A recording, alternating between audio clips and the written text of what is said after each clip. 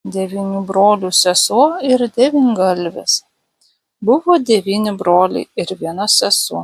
Ta seserį nuleido toli, bent už 7 mylių, už žalių girių. Išbuvo jau ji 7 metus pas vyrą ir labai pasiilgo brolelio. Tada sako ji vyrui: leisk mane pas brolelius paviešėti. Leisiu, tik prisikepk pyragų. Ji prisikepė pyragų, prisipašė puodelių ir išvažiavo. Jai reikėjo per girias važiuoti. Važiuoja, sutinka devyniagalvį. Sesutėl, kur tu dabar važiuoji? Važiuoju pas brolelius viešėti. Ką čia veži? Prisikepiau pyragėlių, prisipašiau puodelių. Duok ir man paragauti. Ji tuoj išmetė vieną pyragėlį, devyngalvis kapt ir prarijo ir vėl prašo: sesutėl, duok ir kitą. Išmetė ir kitą, jis tuoj prarija ir prašo daugiau. Jau ji išmetė visus pyragėlius, meta ir puodelius, devyniagalvis ir tuos ryja. Baigė jau ir puodelius išmėtyti, mato, kad dabar bus blogai. Privažiavo tokį storą ąžuolį. Lipo ir įlipo. Devyniagalvis tuoj suėdė kumelėlę. Baigė jau ir vežimėlį graužti.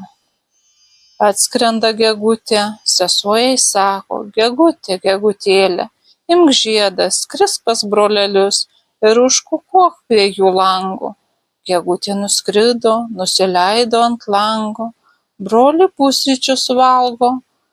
Padėjo žiedą ir gieda: 9 broliai, kuku, jūs nieko nežinot, kuku, jūsų sesulė, kuku, ąžuole sėdi, kuku, devyniagalvis graužia, kuku, pagalbos laukia, kuku.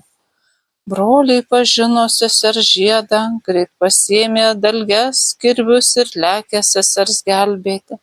Devyniagalvis begrauždamas ąžuolą pajuto, kad kažkas atitrenkė vieškelį ir klausė: kas ten trenkia, kas ten brazda, ar ne tavo broleliai atvažiuoja? Pipirėliai rieda, lapeliai krinta, ne mano broleliai atvažiuoja. Jis vėl grįžt, beveik jau baigė ąžuolą nukrimsti. Dar labiau girdėti trenkiant vieškeliu. Kas ten trenkia, kas ten brazda, ar ne tavo broleliai atvažiuoja? Pipirėliai rieda, lapeliai krenta, ne mano broleliai atvažiuoja. Išlenda broliai iš miško, tuoj su dalgiais ir su kirviais nukapojo visas 9 galvas, išsiėmė seserį iš ąžuolo ir parsivežė. Visiems buvo daug džiaugsmo. Paskui po 7 metų vėl nuvežė pas vyrą ir laimingai toliau gyveno.